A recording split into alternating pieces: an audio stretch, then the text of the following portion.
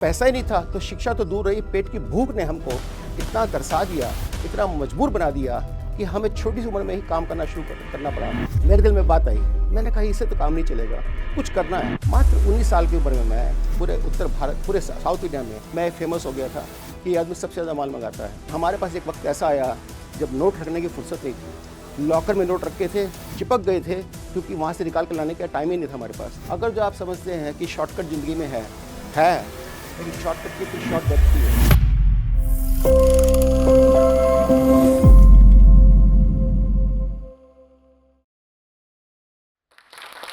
65 का हूँ, 52 साल से काम कर रहा हूँ, 15 बिजनेस बदल चुका हूँ, 22 घर बदले हैं और आज 200 करोड़ की वैल्यूएशन में बैठा हूँ, जिसमें बहुत सारे जीरो भी लगने बाकी हैं। ये मेरी शुरुआत है। इस कहानी की शुरुआत कैसे हुई, कैसे मैं जीरो से 200 करोड़ तक पहुंचा और 5 गोल्डन रूल जो आपकी जिंदगी में बहुत काम आएंगे, सब बताऊंगा आपको। ध्यान से सुनिएगा। नमस्कार दोस्तों, मेरा नाम सुशील अग्रवाल है।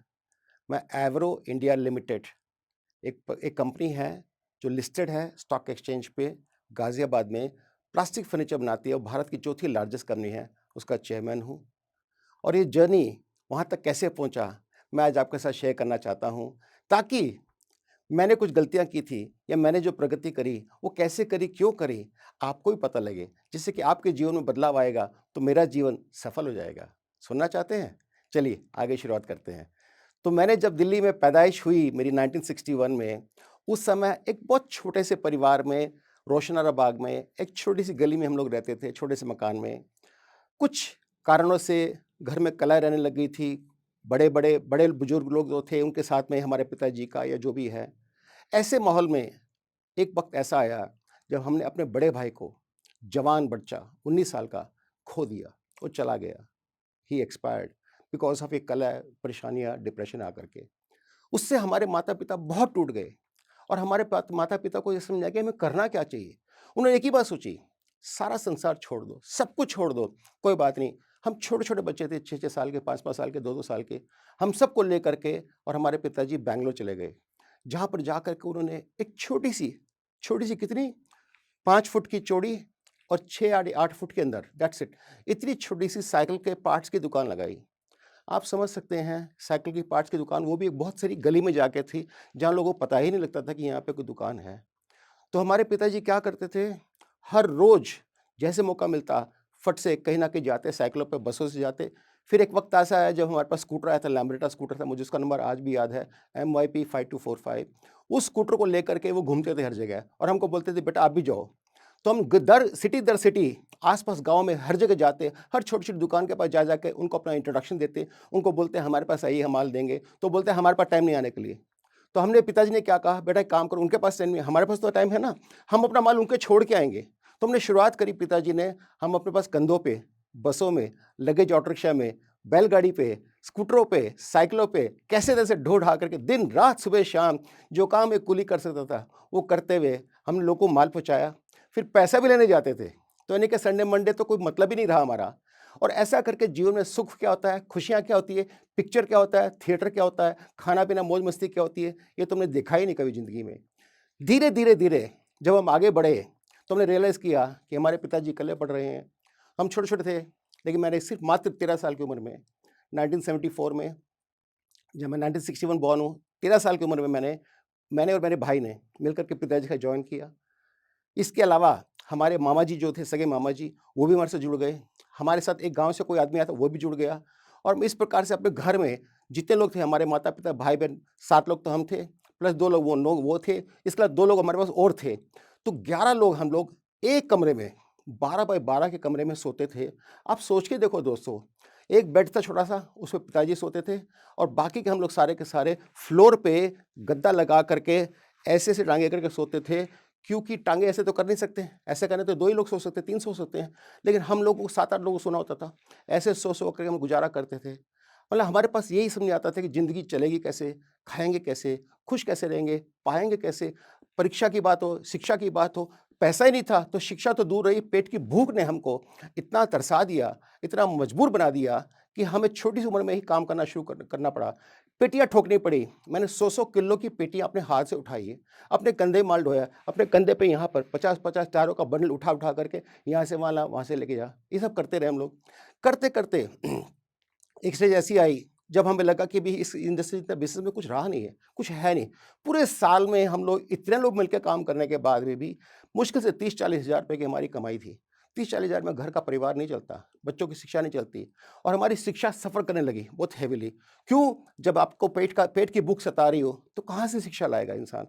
तो मैंने और मेरे भाई ने जैसे-तैसे कर कुरा करके 10वीं क्लास तक बड़ी मुश्किल से पास किया। वो भी जैसा था कि भी चलो स्कूल में जाना है, हफ्ते में 2 दिन चले गए, 3 दिन चले गए, फिर रह गए, नहीं जा पाए, इस प्रकार से परेशानी रही। कि हम सुबह 8 बजे दुकान खोलते थे, रात को 1-1 बजे तक हमारी दुकान चलती थी। और एक दिन नहीं दोस्तों, हमारी दुकान जन्मों-जन्मों तक कैसे कहते हैं कि 20-20 साल तक रात को 1-1 बजे तक खुली रहती थी। सबको पता था कि ये दुकान वाला खुला रहता है।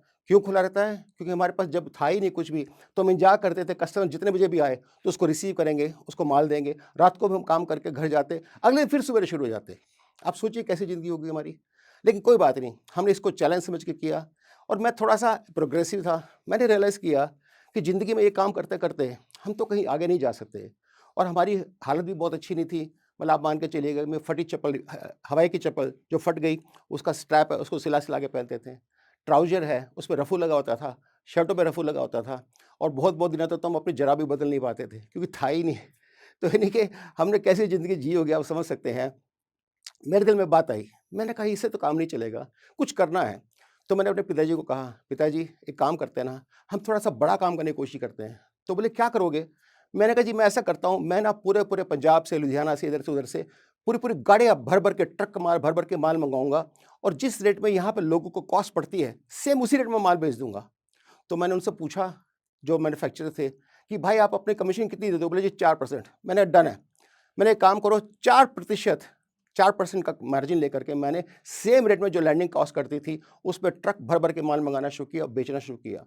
मात्र 19 साल की उम्र में मैं पूरे उत्तर भारत पूरे साउथ इंडिया के अंदर मतलब कर्नाटका में, बैंगलोर में, तमिलनाडु, केरला और आंध्रा में, सब में मैं फ़ेमस हो गया था कि ये आदमी सबसे ज़्यादा माल मँगाता है।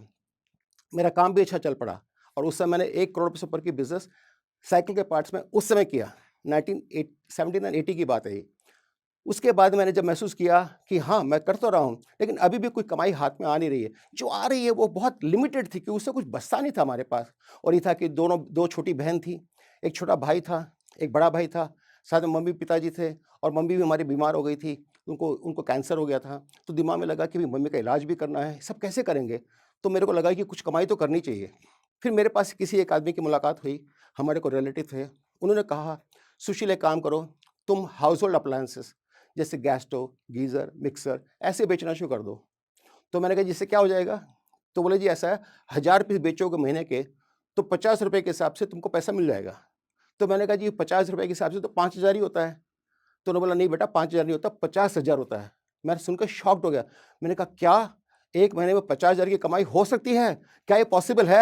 मैंने कैलकुलेटर पे किया, हाँ, हाँ, वाक़ई में 50,000 रुपए। जब मुझे लगा 50,000 की कमाई मिल सकती है, जब मैं पूरे साल में 50,000 रुपए नहीं कमाता था, तो मैंने हाथों-हाथ कपड़े पहने, जो भी जिस स्थिति में मैं था, मैंने कहा, "चलो जी, अब एक काम करो, मुझे काम बताओ, करना क्या है, कैसे करना है?" और एक ही रात में मैंने बैंगलोर में और केरला में ऑफ़िस बनाए, जहाँ पर कि हमने gas stove, mixer, geyser, gas stove बेचना शुरू किया। अगले कुछ सालों में इतनी ख्याति हमने प्राप्त करी, इतनी मेहनत करी दिन-रात, सुबह-शाम कि हमारे पास एक वक़्त ऐसा आया जब नोट रखने की फुर्सत नहीं थी। लॉकर में नोट रखे थे, चिपक गए थे क्योंकि वहाँ से निकाल के लाने का टाइम ही नहीं था हमारे पास। हमने बहुत पैसा कमाया। लेकिन एक स्टेज ऐसा आया जब मेरे को लगा कि ये अप्लायंसेस का बिज़नेस अपनी जगह सही है, क्या कुछ और नया कर सकते हैं? तो मैंने भारत का सबसे बड़ा LPG bottling plant private sector में, उन दिनों मनमोहन सिंह जी ने माननीय मनमोहन सिंह जी फाइनेंस मिनिस्टर होते थे, उन्होंने घोषणा करी कि प्राइवेट सेक्टर में अलाउड है। तो मैंने पुश किया अपने आप को, मैं गया उनसे मिलने के लिए, मैंने कहा जी आप हमें बताएँ कि हम कैसे करें? बोला जी सुशील जी आप लगाओ और बोला इतना वायदा करता हूँ कि आपकी आने वाली पीढ़ी खूब खुश रहेगी। मैंने कहा ठीक है जी शुरू करते हैं। तो छोटी-सी पूँजी के साथ में पूँजी के साथ में मैंने धीरे-धीरे लोगों से कुछ हैंड लोन भी लिया, कर-कुरा के उस काम को शुरू किया और करने के बाद में मैंने इतना बड़ा एलपीजी बॉटल प्लांट सेट किया, जो पूरे भारत में उत्तर भारत में सबसे साउथ इंडिया में सब जगह फेमस हो गया और करते ख्याति बहुत प्राप्त करी। मैंने बहुत अच्छा पैसा कमाया। मेरी एक स्टेज पे ऐसा आया, जब लगा कि एलपीजी की सप्लाई बहुत अच्छी रेगुलर नहीं है और हमारे पिताजी बोले, "बेटा हम झूठ नहीं बोल सकते, हम ऐसे काम नहीं करना चाहिए जिसमें लोग सर्विस नहीं दे सकते।" तो मेरे दिल में भी आई, हाँ भाई ये बात तो है, अगर जो आज हमारे पास कभी गैस है, कभी नहीं है, इससे काम नहीं चलेगा। तो मैंने उस बिज़नेस को छोड़ दिया, बेच दिया किसी को। बेचने के बाद मेरे पास जो पैसा आया, काफ़ी पैसा आया, लेकिन वो बिना काम के हो गया। क्योंकि साइकिल की दुकान बंद कर चुके थे, स्पेयर पार्ट्स का बिज़नेस बंद कर दिया था। अप्लायंसेस के अंदर हम जो कर रहे थे, बस वही थोड़ा बहुत काम कर रहे थे और उसमें भी कोई कमाई बहुत बड़ी नहीं रही थी। हम TV, fridge, refrigerator, washing machine पता नहीं क्या-क्या बेचने लग गए। कैनस्टार की, फिलिप्स की, वीडियोकॉन की, इसकी, उसकी। ये सोच के कहीं से पैसा आ जाएगा। लेकिन उसमें जो कमाई आ रही थी, उसमें फिर वापस वही चैलेंज खड़ा हो गया कि पूरे साल की कमाई इतनी भी नहीं थी कि घरवालों का अपना गुज़ारा चल पाता या कोई शादी-ब्याह कर पाते। तो फिर मैंने सोचा कुछ करना चाहिए। ये बात 94-95 की बात है दोस्तों। तब मैं जब दिल्ली आया, एक बार ऐसे किसी से मिलने के लिए, तो मेरे से किसी ने मुलाकात करके कहा, "एक काम करते हैं, हम एक साइकिल रिम का प्लांट लगाते हैं।" तो मेरे को भी क्योंकि काम की भूख थी, उनकी भी इच्छा थी और अकेले वो भी नहीं कर सकते थे और मेरे पास भी कैपेसिटी नहीं थी। मुझे आइडिया नहीं था कि चलता कैसे, बनाता कैसे है। तो हमने पार्टनरशिप में मिल करके और दिल्ली के अंदर एक प्लांट लगाया, साहिबाबाद में रादर यूपी के अंदर एक प्लांट लगाया और बहुत ही शानदार प्लांट लगाया क्योंकि मेरे पास थोड़ा-सा एक ऐसा आइडिया आ गया था कि हमें किस प्रकार से नई-नई तकनीक के साथ में नए उद्योग को कैसे लगाना चाहिए और सिस्टमैटिकली लगाना चाहिए क्योंकि एलपीजी बॉटम प्लांट मैंने लगाया हुआ था, फ्लेम प्रूफ फिटिंग किसको कहते हैं, सिस्टम किसको कहते हैं, मुझे समझ में आ गया था। तो मैंने शानदार प्लांट लगाया, लगाने के बाद वो भारत का सबसे बड़ा अल्टरनेट यानी कि आज हीरो, ए1, एटलास जो भी बनाते थे, वो तो अपने लिए बनाते थे। लेकिन रिप्लेसमेंट मार्केट के अंदर भारत की सबसे बड़ी बाइसाइकिल रिम की कंपनी हमारी खड़ी हो गई, जिसमें कि हम लोग हर रोज़ 13,000 रिम पर डे का बनाने लग गए और बहुत अच्छा काम चला। कभी-कभी ज़िंदगी में ऐसा मुकाम और पड़ाव आता है कि आपकी कभी किसी से किसी कारणवश बन नहीं पाती है और शायद उसके पीछे कारण ऐसा भी होगा कि भी अपनी-अपनी ज़रूरतें जब इंसान की पूरी हो जाती है, तो उसको लगता है अब इसकी ज़रूरत क्या है? तो मेरे साथ भी कुछ ऐसे ही हुआ और हमारे हाथ से सारा का सारा सिस्टम प्रोसेस छूट गया। छूट करके फिर वापस मैं ज़ीरो पे आ गया। मेरे पास कोई काम नहीं था, लेकिन बस मेरे पास एक बहुत बड़ी पूँजी क्या थी, मेरे पे लोग भरोसा करते थे। कहते थे यार सुशील अग्रवाल झूठ नहीं बोल सकता, मेहनती बहुत है, ईमानदार है, फ़ोकस्ड है। और मैं बता दूँ दोस्तों, अगर जो आप समझते हैं कि शॉर्टकट ज़िंदगी में है, लेकिन शॉर्टकट की फिर शॉर्ट डेथ भी है, उसका कोई भविष्य नहीं होता। झूठ के पाँव नहीं होते और सच को बोलने के लिए कोई ज़रूरत नहीं, कोई किसी चीज़ की सच्चाई की ज़रूरत नहीं होती है। सच्चाई अपने आप ही बोलती है। तो उस प्रकार से मैंने जब इमेज कमा रखी थी, तो मेरे एक दोस्त ने मुझे कहा कि एक काम करते हैं, हम क्यों नहीं प्लास्टिक फर्नीचर का काम शुरू करें? मेरे को तो एबीसीडी भी नहीं पता थी। लेकिन मैंने बोला चलो ठीक है, जब आप मेरे साथ सपोर्ट करने को तैयार हैं, तो क्यों नहीं मिलके काम को कर सकते हैं? हमने मिलके शुरुआत करी। एक मशीन लगाई हम लोगों ने, पार्टनरशिप करके कंट्रीब्यूशन करके, कुछ बैंकों से पैसा भी लिया उधार कि कैसे-कैसे काम करें, शुरू करें। और करने के बाद जब मैंने उसकी ट्रैक्शन और स्पीड पकड़नी शुरू करी, तो भगवान की दया से इतना अच्छा काम चला हमारा कि दिन-रात हमारी दुगनी-चौगनी होनी शुरू हो गई और हम लोग पैसे से पैसा खेलते चले गए और करते-करते उसकी काफ़ी अच्छी हमने बढ़ोतरी करी। फिर एक स्टेज ऐसी आई, जब हमारे उस दोस्त जो पार्टनर था हमारा, उसको भी ऐसा लगा कि भी यार क्योंकि उसके 2 बड़े बच्चे थे, जवान हो चुके थे, तो बोला कि यार तुम्हारी ज़रूरत क्या है हमारे को? मैं इन्हें चला लूँगा सब अपने आप। तो हम लोगों ने यहाँ पर गाज़ियाबाद में, इसके अलावा लुधियाना में, जयपुर में प्लांट लगाए हुए थे। वो सारे के सारे प्लांट उन्होंने ले लिए, एक प्लांट हमारे पास रहा गाज़ियाबाद वाला, चलो जी ये आपको दे देते हैं, आप चला लीजिएगा। तो दोस्तों, आपको इंटरेस्टिंग जर्नी शेयर करता हूँ। जब हम और हमारे पार्टनर अलग हो गए और हमारे हाथ में प्लांट आया, तो हमें तो एक्सपीरियंस था ही नहीं। एबीसीडी नॉलेज ही नहीं थी कि प्लास्टिक क्या होता है, मशीनें कैसे काम करती है, क्या नहीं है। और जिस कंडीशन और हालात में आए, बहुत अच्छे नहीं थे। तो हम लोगों को जिस प्रकार की परेशानी से जूझना पड़ा, तो मुझे पता है कि एक छोटी-छोटी चीज़ के लिए हम तरसे हैं सुबह-शाम। मैं कहाँ-कहाँ मैं आप अगर जो बोलेंगे कि छुट्टी, व्हाट छुट्टी? मुझे होली, दिवाली कब चलेगी यही नहीं पता होता था, क्योंकि दिन-रात सुबह-शाम मैं काम में लगा रहता था। ये सोचता कि ₹1 बचाने के लिए मुझे क्या करना चाहिए? जैसे कहते हैं ना कोई चीज़ टूट गई, तो हम उसको रिपेयर ही करा-करा के यूज़ करने की कोशिश करते थे, ना कि इसको रिप्लेस कर दें। जबकि शायद ज़रूरी था कि रिप्लेस कर दें और आज अगर जो मैं अपनी फैक्ट्री चला रहा हूँ, तो रिप्लेस करता हूँ। लेकिन वो वक़्त ऐसा था जब लग रहा था कि क्या 1 पैसा बचाया जा सकता है। तो मैंने वो सारे गुर जो एक शॉप फ्लोर के इंसान को, प्लांट हेड को सीखने चाहिए थे, सब सीख लिए। सीखने के साथ-साथ में मैंने अपने बच्चों को भी बहुत ज़्यादा ग्राउंडेड रखा। उन्होंने महसूस किया, हाँ, पिताजी के पास कुछ ज़्यादा है नहीं। मात्र ₹50,000 मात्र ₹50,000 महीने में मेरा घर का रेंट, खाना-पीना, बच्चों की शिक्षा, मेरा पेट्रोल सब कुछ चलता था। ये आपको रिसेंटली के टाइम की बात बता रहा हूँ। और उसी में गुजारा करके हम 2 पैसे बचाने की कोशिश करते थे, अपनी खुशियाँ बाँटते थे। काहे की बार की आउटिंग, काहे का डिनर, कौन कर सकता है? किसके पास पैसा था? कभी-कभार पिक्चर-विक्चर चले गए तो चले जाते थे। लेकिन करते-करते एक स्टेज ऐसी आई जब हमने प्रगति करनी शुरू करी, हमने कुछ बदलाव भी लेके आए और मैंने अपनी कंपनी के अंदर इस प्रकार का सिस्टम बना दिया कि हमारे यहाँ हर प्रोडक्ट के अंदर एक डबल कलर इंट्रोड्यूस हो गया। जो पूरे देश में कभी कोई बना ही नहीं सका था। पूरे देश में क्या, पूरे विश्व में कोई नहीं बनाता था। मैंने इसको इंट्रोडक्शन जब करी तो लोगों को विश्वास ही नहीं, लोग वीडियो रिकॉर्डिंग करके जाते थे। क्या वाक़ई में एक प्रोडक्ट में एक ही टाइम में 2 कलर निकल जाते हैं? वो कैसे निकल जाएँगे? समझाइए हमारे को ज़रा। और हमने करते-करते जब प्रगति की राह पकड़ी तो आगे बढ़ते चले गए। फिर एक स्टेज ऐसी आई जब हम और हमारे भाई साथ मिल के काम कर रहे थे। उनके बच्चे बड़े हो गए थे, तो उनको लगा कि भई ऐसा है, अपना-अपना काम अलग-अलग कर लेना चाहिए। आप भी अपना करो, मैं भी अपना अलग करता हूँ। मैंने कहा ठीक है जी, जैसी प्रभु की इच्छा। तो मेरे हिस्से में वही प्लांट आया जिसमें काफ़ी मुसीबतें, तकलीफ थी और साथ-साथ में उस प्लांट में अनफॉर्च्यूनेटली को जीएसटी ने, जो टैक्स का डिपार्टमेंट था, उसने करीब-करीब 3 करोड़ रुपए का नोटिस भेज रखा था हमारे को कि आपने गबन किया है। उनके पास कोई आधार नहीं था, उन्होंने जो भी अपने चार्जेस लगाए थे वो बेबुनियाद थे। लेकिन क्योंकि बहुत सीरियस चार्ज था, बहुत बड़ा अमाउंट था, तो अल्टीमेटली मैं ढाई 3 साल तक स्ट्रगल करता रहा। क्या स्ट्रगल? हर रोज़ 40 सिगरेट रोज़ ही पीता था। सोच रहा था मेरी आँखें कैसे बंदी हो जाएँ, मैं कैसे कट जाऊँ, मर जाऊँ, ज़हर पी लूँ क्या? क्या पीना चाहिए? अच्छा एक काम करता हूँ, मैं अपने ना सारे इतनी सिगरेट पीऊँगा कि मेरे चेस्ट सारे कैंसर होके मर जाए। ऐसी-ऐसी प्लानिंग करने लग गया था मैं। डिप्रेशन में आ गया था और मैं लोगों के पास कभी जन्मपति इसको दिखा रहा है, कभी इसको दिखा रहा हूँ। लोग पता नहीं कोई कुछ कहानी बताता, कोई कुछ कहानी बताता। जो इंसान दुखी होता है ना दोस्तों, बीमार होता है, उसको लोग और ज़्यादा बीमार करते हैं, और ज़्यादा दुखी करते हैं। सुबह-शाम उसको लूटते भी हैं, पैसा भी ले लेते हैं, उसके बाद में उसको बेवकूफ़ बनाते हैं। कभी रास्ता सही नहीं दिखाते। मेरे साथ भी ऐसे ही हुआ। कहीं न कहीं फिर मुझे कुछ थोड़ा बहुत आर्ट ऑफ लिविंग का सहारा मिला। उन्होंने समझाने की कोशिश करी, अपने माइंड को कूल कीजिएगा, काम कीजिएगा, जो हो रहा है शायद प्रभु की इच्छा होगी, अपने कोई कर्मों का फल होगा, इसको सहन कर लीजिएगा। थोड़ी मेरे अंदर हिम्मत आई और अच्छी बात ये हुई, सबसे अच्छी बात जिसके लिए मैं भगवान का शुक्रिया अदा करता हूँ, समाज का करता हूँ, कि हमारे पर जो फेक केस था, जिसकी टोटल वैल्यू 7 करोड़ रुपए इंटरेस्ट लगा के हो चुकी थी, वो हमारा इलाहाबाद हाई कोर्ट में डिसमिस हो गया कि ये फेक केस है, ये गलत लगाया गया था, इनको हैरेस किया गया था। अल्टीमेटली जैसे मुझे रिलीफ मिली, जैसे मुझे लगा, मेरे दिल में एक भावना आई, सुशील अग्रवाल, आज तक तो तू मर रहा था, जी कहाँ रहा था? क्या जी सकते हो? वापस जी के दिखा सकते हो? जीने के लिए जो करना चाहिए वो कर सकते हो?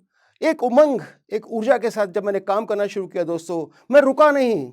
दिन और रात, ठंड और बारिश, गर्म क्या होता मुझे पता ही नहीं। मुझे आज भी याद है, रात को 2 बजे मैं ग्वालियर के स्टेशन पे खड़ा था, शर्ट पहन के, मेरे पास उस समय सूट भी नहीं था, शर्ट पहन के, और उस समय मेरे को पता नहीं 2-3 डिग्री, 4 डिग्री टेम्परेचर कितना चल रहा था। मैं ट्रेन का इंतज़ार कर रहा था और मेरे हाथ-पाँव यूँ-यूँ काँप रहे थे।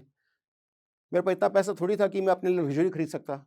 मैंने कहा जो जैसे मिलता है ठीक है, और मुझे होश ही नहीं था, मैं रात को कहीं यहाँ पर हूँ, परसों वहाँ हूँ, कल यहाँ पर हूँ, वहाँ दौड़ता ही रहा। 150 दिन से ज़्यादा मैं ट्रैवल करता था, ये सोच के कि कहीं न कहीं कैसे भी 2 पैसा मुझे मिल जाए, और कहीं पे भी किसी को कन्विंस करने जाना तो खुद जाता था। करते-करते, मेहनत करते-करते हमारे ऊपर लोगों ने लांछन लगाने शुरू किए, कहना शुरू किया इनकी औकात हैसियत नहीं है, ये नहीं काम कर पाएँगे, ये उड़ जाएँगे, इनसे काम करके आप पैसे फँस जाएँगे, डूब जाएँगे, पता नहीं क्या-क्या बोला। हमने एक ही बात करी, अपनी ईमानदारी को कभी भी छोड़ा नहीं। जब भी कोई बोलता तो हम बोलते आप हमारे घर आइए, ब्रेकफ़ास्ट करवाते हैं, उनको घर दिखाते हैं, सब कुछ समझाते, प्यार से समझाते, देखिए ये स्थिति है, हम ये चल रहे हैं, हमारे पास थोड़ी बहुत शॉर्टेज ज़रूर है लेकिन हम आपको वक़्त पे देंगे। और वक़्त पे देने का मतलब ये है कि हमने 10 लाख का वायदा किया, 5 लाख दे दें, तो 5 लाख देते थे। ऐसा नहीं था कि उनको टरका देते थे। फिर धीरे-धीरे लोगों को समझ में आ गया कि हाँ, भई ये आदमी थोड़ा डिले ज़रूर करता है, लेकिन चोर-उचक्का नहीं है, पैसे लेके नहीं भागेगा।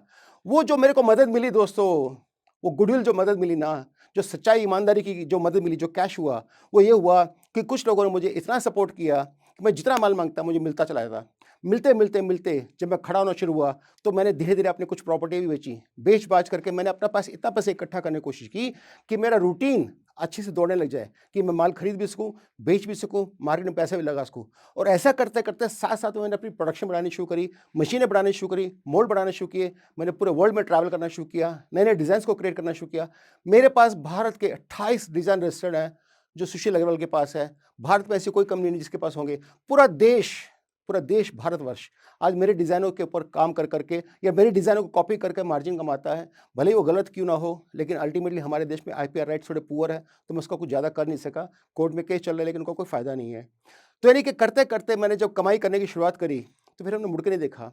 मेरा बड़ा बेटा भी सिंगापुर से वापस आ गया। बोला पापा मैं आपके साथ काम करूँगा। वो मेरा श्रवण है, क्योंकि जिस प्रकार से उसने छोटी सी उम्र में, मात्र 20-21 साल का था वो, जब उसने मेरा साथ पकड़ा, तो दिन रात सुबह शाम मेरे साये की तरह रहा।